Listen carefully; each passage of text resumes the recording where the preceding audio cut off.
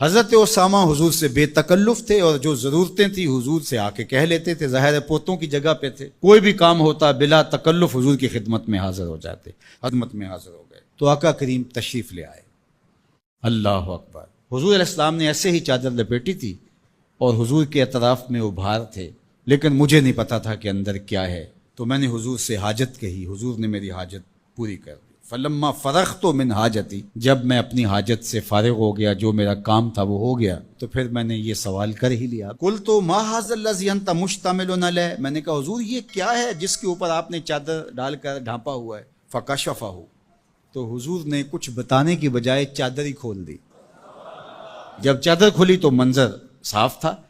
میں نے کیا دیکھا، سنو، حضرت اسامہ بن زید بن حارثہ بیان کرتے ہیں، فائز الحسن والحسین علی ورقہ، ایک پہلو سے امام حسن چمٹے تھے اور ایک جانب امام حسین